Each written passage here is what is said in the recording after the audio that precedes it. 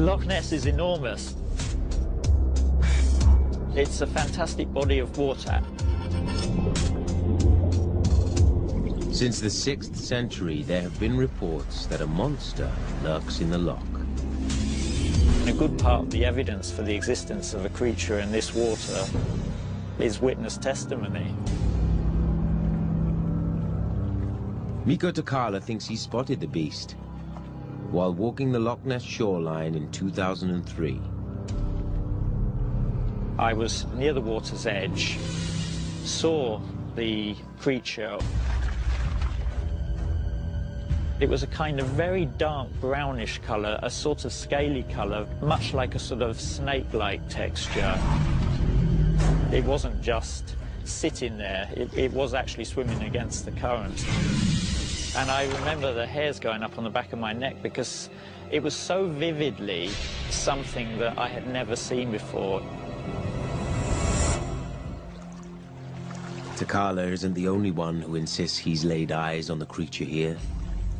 I remember that day, that it was a very sunny day and really still. In 2010, Richard Preston was hired to redesign the landscape of a castle that sits on Loch Ness. The first things we were doing that day is checking out around the castle to see what jobs needed doing. And I went for a quick visual inspection around the terrace of the castle. The terrace looks over the loch. I saw something out the corner of my eye glinting. You see things all the time, but you dismiss them because they're just normal. And this was something different. And I proceeded to go from the terrace down to the loch for a closer view. I was shocked. It was shining as if it was wet. It had 3 humps. And it was just shimmering in the sunlight. And it looked 3D. It just stood out like nothing else I've ever seen before. Not really understanding what it was that I was seeing.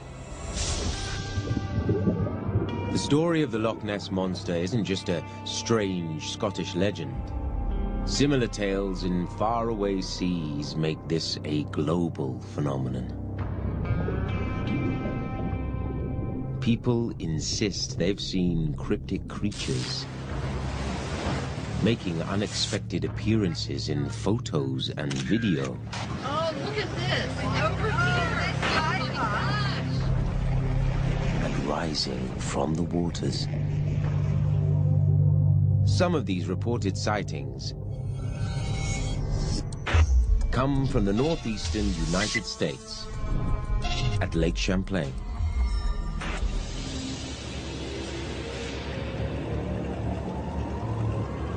Growing up here, Bill Villadue thought he knew Lake Champlain inside out, until he saw something strange. Well, it was a summer day, and the lake was glass smooth, and we decided it was so nice that we would travel down the west side of the lake. My brother-in-law saw the animal first. He shut the boat down, and we came up alongside of it to a distance of about 5 feet. I saw a torso which was approximately the size of a pony. And I could see, not a hump, but a back ridge that was a dark color. The texture was very clear. It had no scales, did not have fur. It was like eel skin. There was no splash, no fuss. It just simply kind of went down like a submarine would dive. Then the experience was over.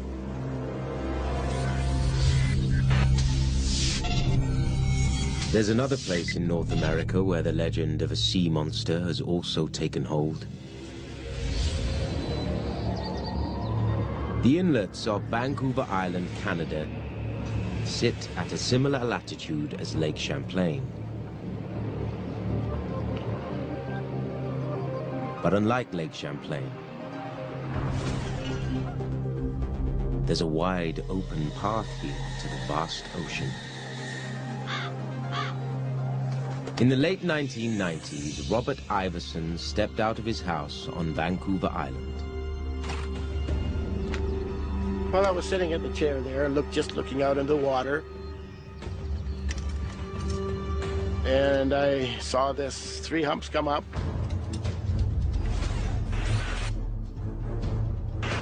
Didn't see a head, didn't see a tail, just saw these humps. And it was the size and the speed that really made me sit up and take notice. And I just leaped up out of the chair to sort of try and get a better look at it, but then it was gone. And then I'm looking and looking and looking, and then I see it again. And that's when I was convinced I had actually seen something. It was big. After it disappeared the second time, I just sat down there and just kept looking. It was startling how big it was. Because, you know, sitting there, you see seals go by all the time, and whales. And this was bigger than any of those things. You see strange things out in the water, but nothing like that. Whenever I'm looking out there, I'm looking for it. I have never seen anything like it since or before.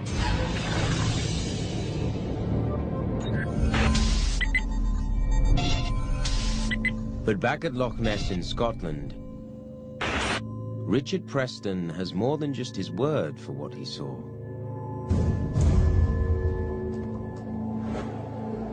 I took pictures on my phone because I couldn't believe what I was seeing, really. I looked to see if any colleagues were around so they could look at what I saw, and nobody about.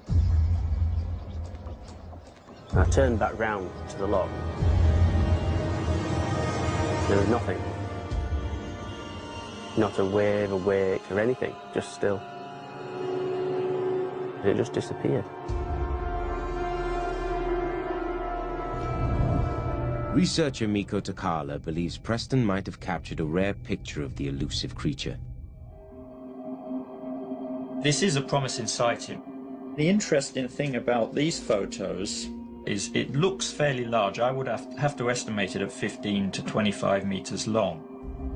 You have 3 or 4 humps in the water. It's one of the most fascinating pictures of the Loch Ness Monster that I've ever seen. But skeptics explain sightings and photos like these as hoaxes, mirages, or misidentifications. Water is mysterious. It can be a mirror, too. A mirror to our own imagination. Adrian Shine has been investigating Loch Ness since the 1970s and hasn't seen pictures or anything else that he thinks proves the beast exists. Photographs can be of known animals, misinterpreted. They can be hoaxes, simple mistakes. They can be all sorts of things. Shine has analyzed dozens of pictures like Richard Preston's.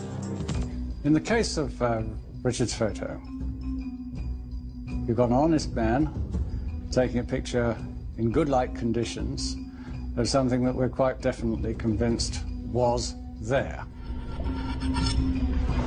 So then you have the photo. What is in the photo? By looking at the shadows, you can see where the sun was. We've concluded that the Richard Preston pictures are reflections of the sun on the water caused by house windows, and therefore do not represent evidence for the Loch Ness Monster. Shine says a trick of light, not doctoring, created an illusion in these photos. Over the years, some people have tried to fake pictures of the legendary monster. The camera lies much more often than the witnesses. The classic pictures have got nothing to do with Loch Ness monsters. The most famous photo of the Loch Ness monster is known as the surgeon's photo. And it is the one image out of all the images which is probably in the backs of the minds of almost all the inhabitants of the Western world when they think of the Loch Ness monster. But 60 years later, there was a surprising twist, an admission of an elaborate hoax. The hoaxer claimed the famous picture is really a model of the monster attached to a toy submarine.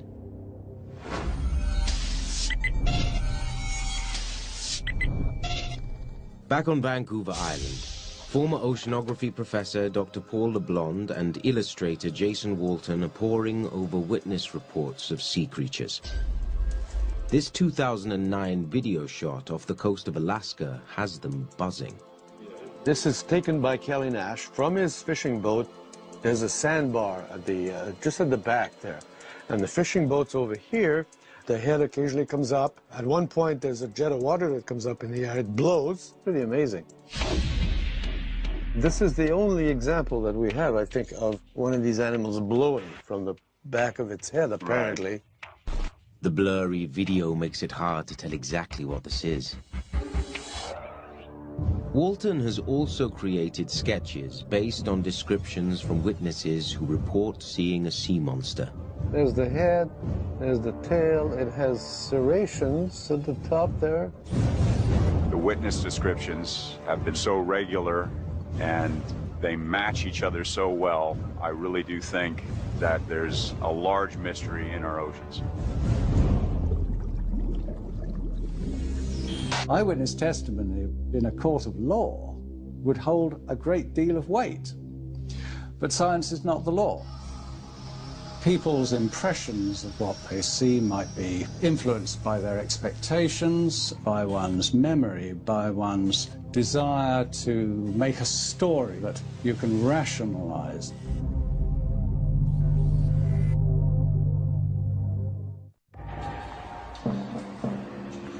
No one knows for sure how many claims of sea monster sightings there have been. But in Lake Champlain alone, more than 300 eyewitnesses have reported seeing an unexplainable creature roaming the waters. Many people see a strange animal, which is neither a whale nor a familiar other marine animal. It typically has a long neck, a horse-like head. It's 20 to 40 feet long.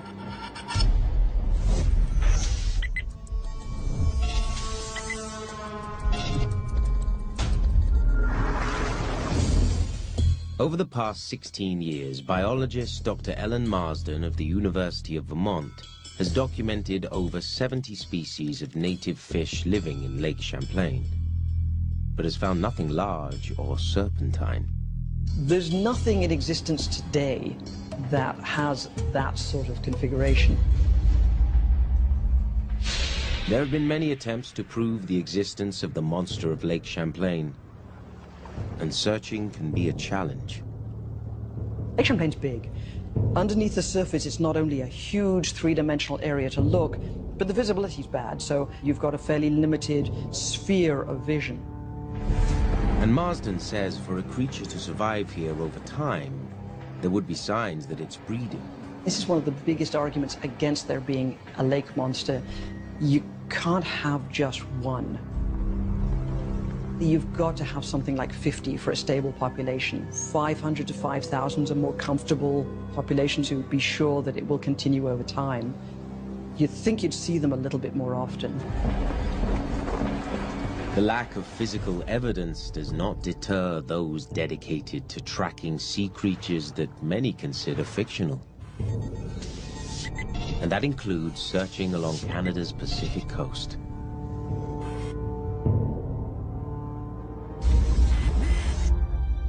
This collection of inlets, bays, and seas is beyond vast. I guess as human beings, we sort of look at the ocean, all we see is the surface, and you kind of forget that it goes down a few feet, in some cases several thousand or probably more. And there's so much we just don't understand about the oceans. The waters of the Pacific Northwest range from Alaska in the north all the way down through British Columbia and further south. Dr. Chris Barnes heads a project that studies the bodies of water off the coast of Western Canada.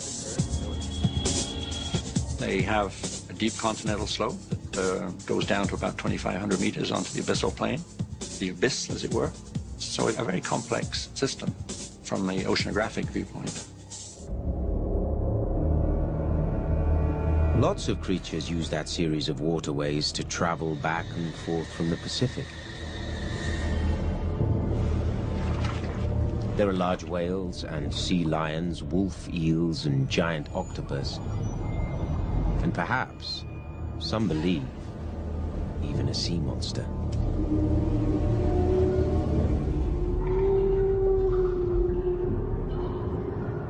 Some say evidence of sea creature sightings goes back thousands of years. As you drive around the Scottish Highlands, you will sometimes see rather mysterious stones, quite big ones, and they're carved. And they were left by the Picts, which are mysterious to us because they didn't have a written tradition.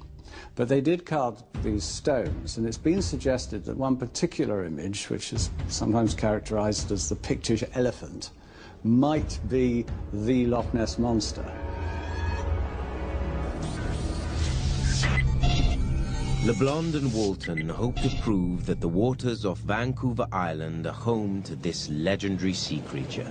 So they're setting out to try to find evidence. So me and Paul are going to head out in the boat, and we'll go down to Saanich Inlet. There's been a lot of sightings in there over the last few years. Good morning, Brian. Good to see you again. Boat Captain Brian Smiley will lead their expedition to try to find a sea monster. The boat is specially designed for wildlife viewings. Joining the search for the elusive creature are diver Matt Smiley and biologist and skeptic Paula Romagosa, who will pilot an underwater ROV or remotely operated vehicle with cameras. This is what we'll be using today. Excellent, excellent. So we'll be able to explore the bottom of the ocean. What a boat you got here, Brian. It is totally unique, isn't it?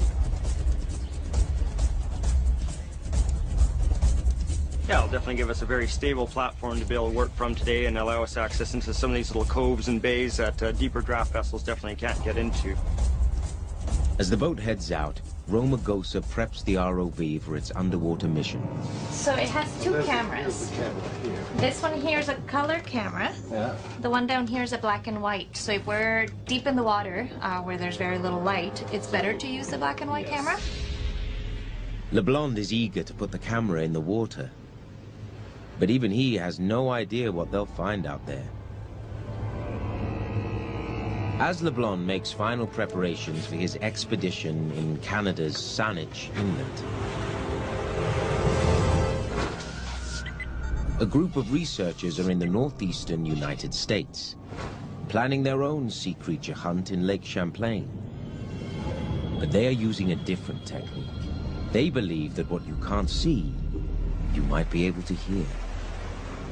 By listening to acoustics, you can find out characteristics that allow you to identify species, especially if they are hard to find. Chris Bocast is a skeptic and audio expert who studies marine animal sounds. I'm teaming up with a local researcher who has a good vessel with side sonar and an ROV, so we'll be able to do some fairly sophisticated documentation of what's going on underwater. Let's get this equipment out and get them. So what I had done is kind of made a hobby with equipment that I use.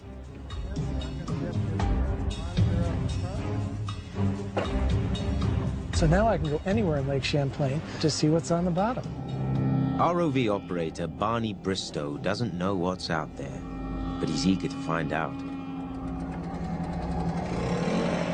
I myself have never had that type of a sighting, but I do firmly believe, with the number of sightings and the history that goes along with it, there is something out there.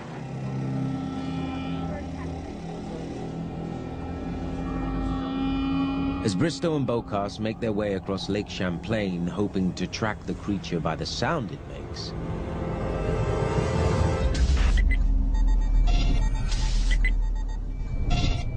back in Scotland, Miko Takala is trying to capture a picture of the legendary Loch Ness monster. But the vast and mysterious nature of Loch Ness makes it a difficult place to search.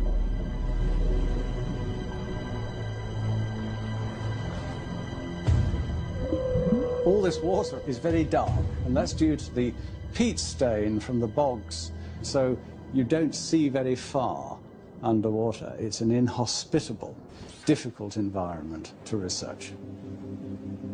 It is not beyond the bounds of possibility that there are resident creatures in Loch Ness of a large size and unknown. But there are some difficulties. Food resources are one.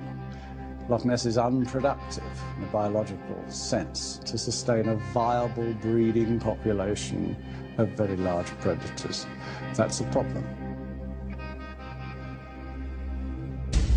Undeterred, Takala relies on a set of high-tech cameras to monitor the surface of the loch. This is what I'm going to be putting up. It's a very, very powerful zoom lens, and it's fixed focus. Whatever there is in the loch, you'll see it very, very clearly. I'm just going to attach this camera to the bracket so that we can put the pole up. Is this the original camera that you were using? That is, yes, but it's been upgraded and it's got a new zoom lens. Yeah, what we're trying to get is to see what view we can get over a castle.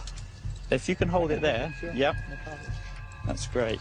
Takala and his assistant run a test to make sure they've got a clear shot of the loch. What we know now is we're getting the image that we want, the location's good, and now it's all about making it permanent.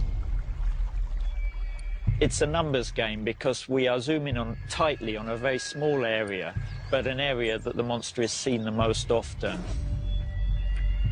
Anybody around the world can log onto our webpage and actually see the action live on the cameras. By using the internet, someone somewhere is always looking at the image, and then we just hope that we hit the jackpot with the monster being seen again in that particular location. Takala plays the waiting game, hoping this creature of legends will make an appearance while his camera is rolling on Loch Ness. Back in Canada, LeBlond and his team chart a location where people claim to have spotted a sea creature. All right, here we are in Sandwich Inlet. So we're starting over here and we want to get to Deep Cove. We want to deploy the ROV in there and have a look at the area. And Paula, you can deploy the ROV in there, right? And yes. Is there any current in that area that I need to be worried about? We will probably have a little bit of current off on the edges of it, but right in the bay right itself in the bay, we're fine. So we all know what to do. We're on our way.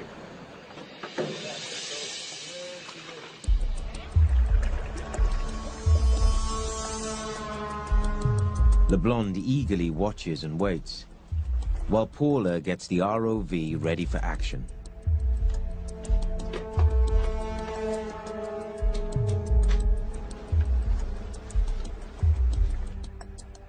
It's recording. While LeBlond's team continues searching for any glimpse of a creature that many believe only exists in legend, on Lake Champlain, Chris Bocast has his gear set up to begin listening for signs of a creature here. We'll get the hydrophones ready to go, and we'll drop them when we get to the area that you think is most likely.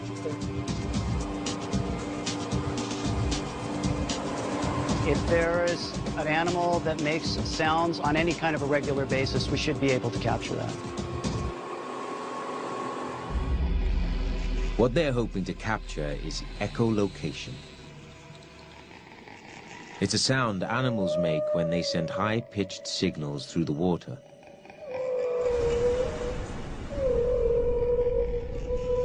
Echolocation is an extremely sophisticated adaptation and evolvement of the sonic mechanism in marine mammals.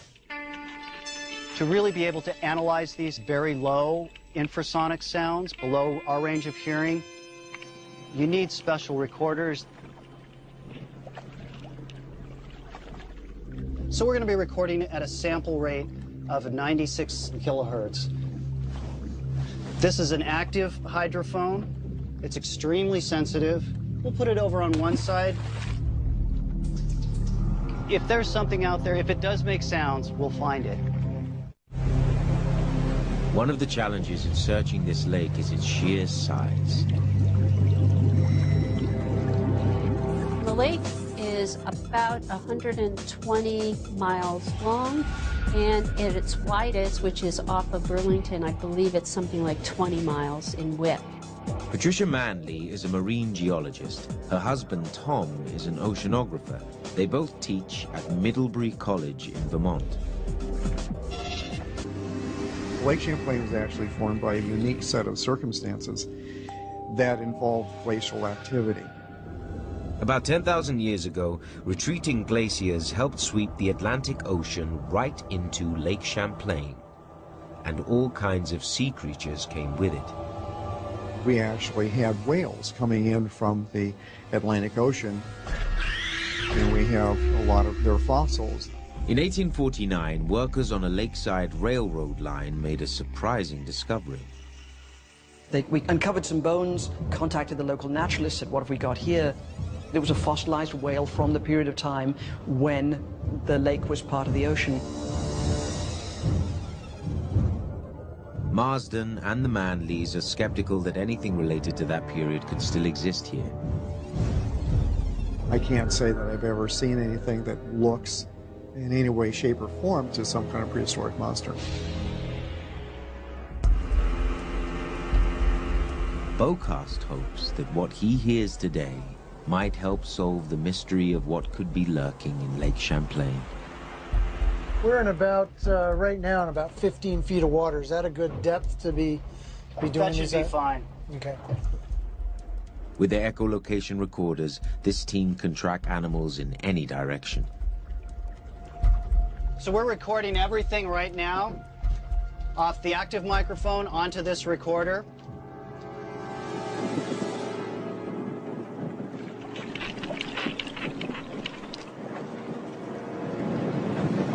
Anything, Chris? I heard an interesting click.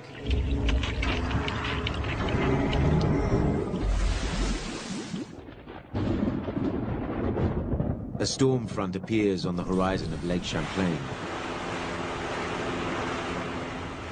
As Bocast continues trying to track a bizarre sound coming from something in the water. And now Bristow wants a closer look.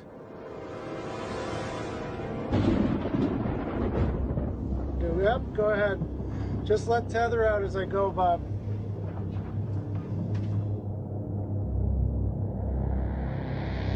All right, here we are on the bottom. We're down about 23 feet. It's hard to say just what Bocast heard. Yeah, I just turned them off. As they continue scanning the waters for the source behind the strange sound, the massive storm quickly begins closing in on them. This isn't a drill. We got to go in now. Yep. I think we better secure everything on board, and I want to get in before we get into that lightning.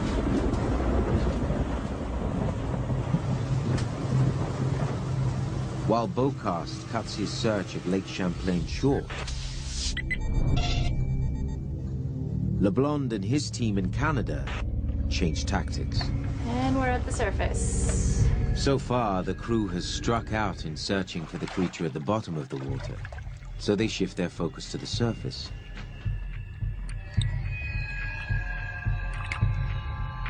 It's calm at the surface.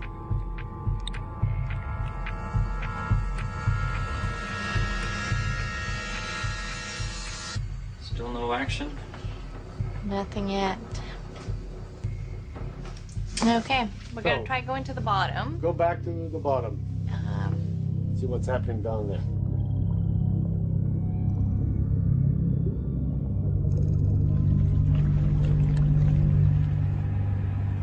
We can have a good look at what's happening, but nothing is really happening yet. No, nothing. LeBlond is unable to find any signs of the creature. If you never look, you'll never find anything. We plumbed the depths. We had a look at the bottom of the inlet, and I don't think we could have spent any longer in one day. It's not the capture, it's the hunt that's interesting. If it's there, we'll find it eventually.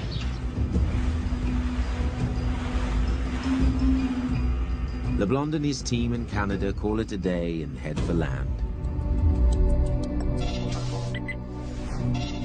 But in Lake Champlain, Beaucast and Bristow have more work to do.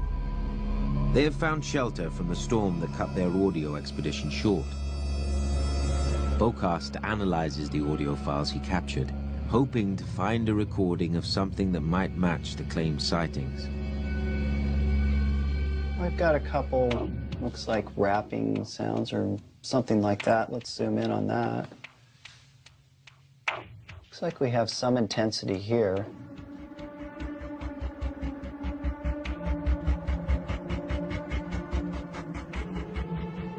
And when you say intensity, you think might be a fish species?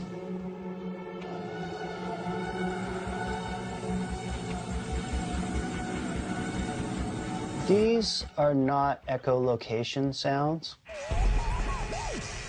With the sounds I picked up today, I don't know that I got very much in terms of bioacoustic signal, to be honest. So it's going to be tough.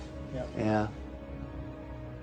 The weather definitely impacted our chances on recording interesting sound because the more audio you get, the more chance you have of getting some kind of good results.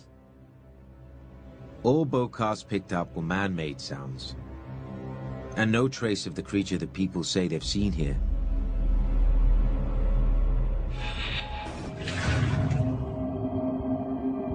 Scientists say there's a more logical explanation for what people are witnessing. Some believe that the creature in Lake Champlain is really a giant sturgeon. Sturgeon are living fossils and proven survivors. They've prowled the seas for 135 million years, ever since the reign of the dinosaurs. People who see sturgeon spawning for the first time are usually quite surprised at the kind of things that they can do to the surface. It's not something that you would see usually. Most of the time you don't see them. They're underwater, they're 10, 20, 30 feet down. It's the unexpected. When they do surface, these prehistoric-looking creatures have large snouts and scaly skin, which is why they could be mistaken for mysterious sea creatures. Lake sturgeon, normally they grow to about 6 feet, but one of the attributes of fish is fish don't stop growing. They continue to grow throughout their lives. Atlantic sturgeon can reach 12, 15 feet. That's huge, and it's a bigger species in the lake. The biggest species of sturgeon can weigh more than 1,000 kilograms. That's a monster, just by definition. A monster is something big, scary, that you can't explain in your normal context of life. Got a monster with a sturgeon, absolutely.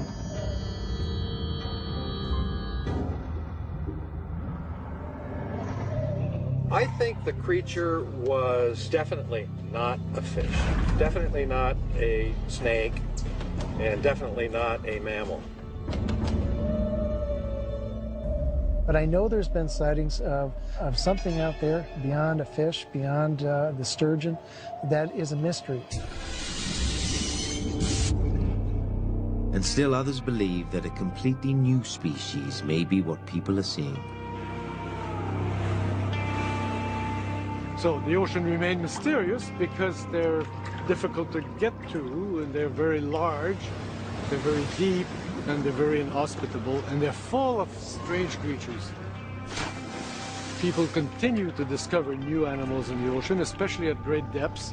All kinds of weird creatures with all kinds of legs and eyes and appendages that we don't understand.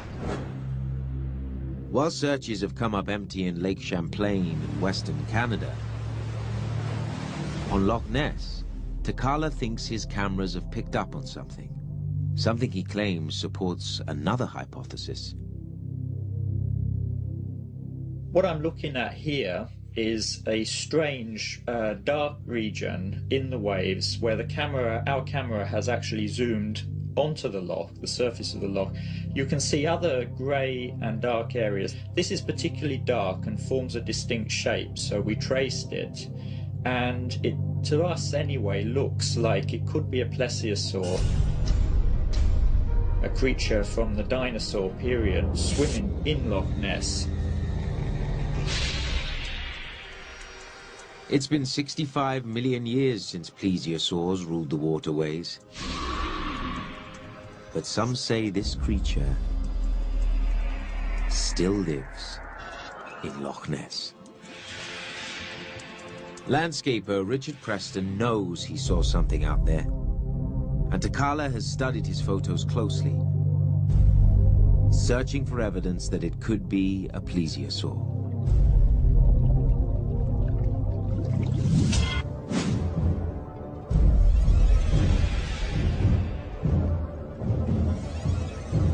I think that the reason that people look into Loch Ness or Lake Champlain and see a plesiosaur is that they see a monster. Dr. Robin O'Keefe is a paleontologist who specializes in marine reptiles. Plesiosaurs are unique. They're a group of animals that don't look like any other animal. The plesiosaur is an interesting and I think kind of sexy animal with this long neck and this small head and this humpy back.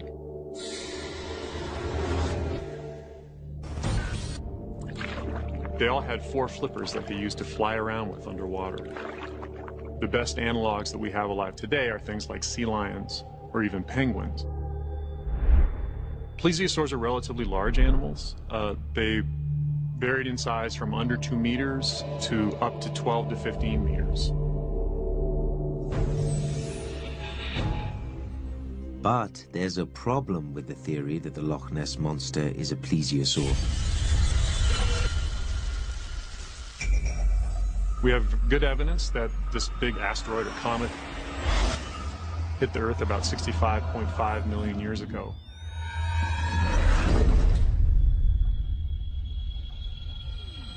And that caused the death of the dinosaurs and also the death of plesiosaurs. Is there any evidence that plesiosaurs could have evolved until now, until recent times? I have never seen any evidence, personally. Off the coast of South Africa, a group of fishermen found this fish, the coelacanth, in the 1930s. A species thought to have vanished 80 million years ago. This was one of those so-called living fossils. It's a very large fish. It occurs in very deep waters. We still have so much to learn about our planet and the species that occur there in these mysterious environments. As far as evolution, who knows what a dinosaur would look like after millions and millions of years, how it would adapt to its environment, how it would change physically and everything else. When people report things, they describe things that are reptilian and mammalian. O'Keefe doesn't see any evidence that science is wrong this time. Plesiosaurs breathed air. We know that because they were reptiles. So they're going to have to surface to breathe. And if they're going to surface, then they're going to be in places where people can see them. They're also relatively large animals, and as large animals, they're going to be difficult to hide. Scientists say there's little chance that a dinosaur could survive in secret with no carcass ever found. As a paleontologist, I would be happier than anyone if we could find a plesiosaur living in the oceans or in Loch Ness or anywhere. Up till now, I have seen no evidence. all of us who have observed the animal and understand that it is there would like answers to a lot of questions. But I think the persistence of the sightings confirms that there's something out there that people are seeing. I mean, people are just not making this stuff up. I'm quite confident that I'm not exaggerating what I saw. There's definitely something unknown in the lake, because there's so many sightings of something. Scientists believe there are most likely logical reasons for the sightings. Well, there's both aspects of marine animals, like some very large fish. There's one fish that looks like a giant eel that can reach almost up to 30 feet. Likewise, the basking shark, which are very large. It has a mouth that opens to about a meter or so. So these are out there all the time, and some of them have peculiar shapes, and so if one of these is floating and bobbing up in the waves, it can look like a peculiar creature. Researchers learn more about our oceans every day. And despite evidence against creatures like the Loch Ness Monster, Walton and others like him say they'll keep looking. I still think that we know more about the surface of the moon than we do of our own oceans, and that's something that should change in the future. I've always said that I would keep looking until there's no more breath left in me. It's incredibly hard to prove that the monster exists, so we keep looking, and one day we will find it. I took a picture, I saw what I saw, and people can make their mind up from that. We still want something beyond us, dragons, something bigger than us, something more, something we cannot fully understand. There are lots of theories about what could be out there, but still no definitive answer. What's quite mysterious about this animal is that it doesn't look like anything else that we know. It doesn't look like a whale. It does not look like sea lions. It doesn't look like an elephant seal. None of the above. Whenever I'm on the ocean, I look out and perhaps one day I'll be lucky and see it. Investigators around the world have searched for the truth behind strange rumors. Loch Ness is enormous. It's a fantastic body of water. Since the 6th century, there have been reports that a monster lurks in the loch.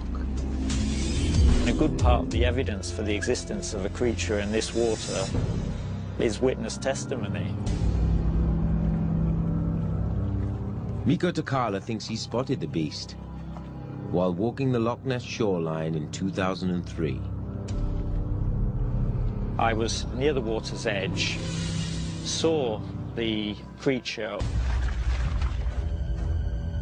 It was a kind of very dark brownish colour, a sort of scaly colour, much like a sort of snake-like texture. It wasn't just sitting there, it was actually swimming against the current. And I remember the hairs going up on the back of my neck because it was so vividly something that I had never seen before. Takala isn't the only one who insists he's laid eyes on the creature here. I remember that day, that it was a very sunny day, and really still. Well, I was sitting in the chair there, just looking out into the water, and I saw this 3 humps come up.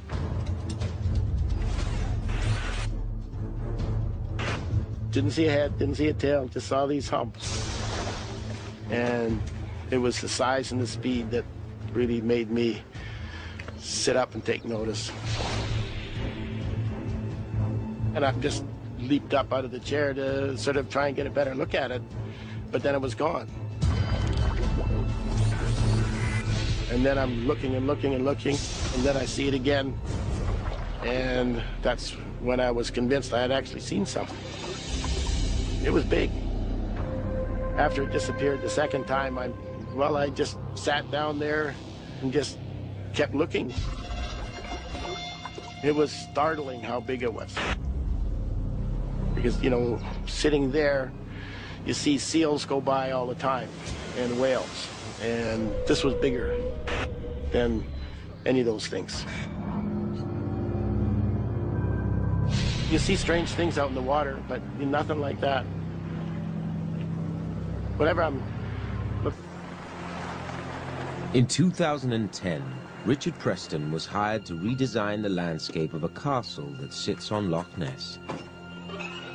The first things we were doing that day is checking out around the castle to see what jobs needed doing.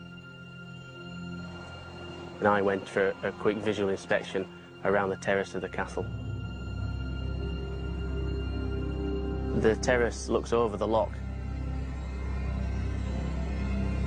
I saw something out the corner of my eye glinting. You see things all the time, but you dismiss them because they're just normal. And this was something different.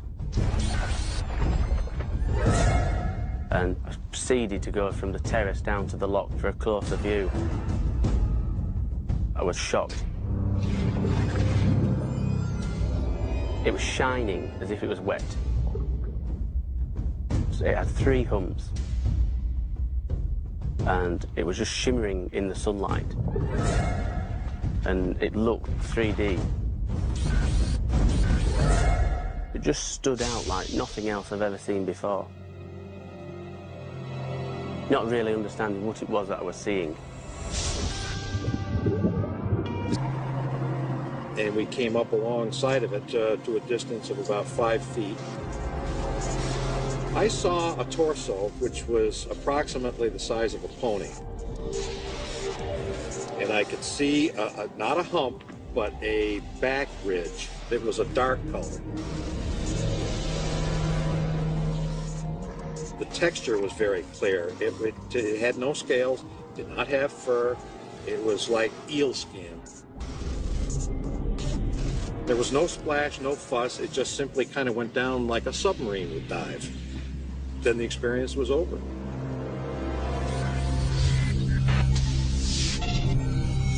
There's another place in North America where the legend of a sea monster has also taken hold.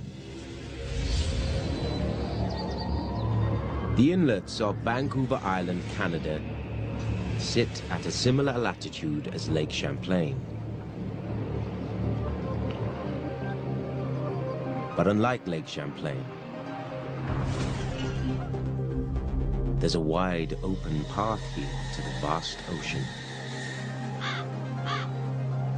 In the late 1990s, Robert Iverson stepped out of his house on Vancouver Island. The story of the Loch Ness Monster isn't just a strange Scottish legend. Similar tales in faraway seas make this a global phenomenon. People insist they've seen cryptic creatures making unexpected appearances in photos and video. Oh, look at this. Over here. Oh my gosh. And rising from the waters. Some of these reported sightings come from the northeastern United States at Lake Champlain.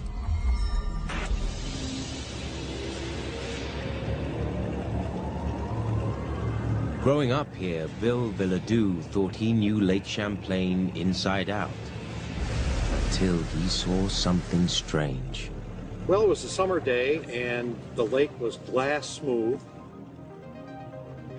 And we decided it was so nice that we would travel down the west side of the lake. My brother-in-law saw the animal first. He shut the boat down.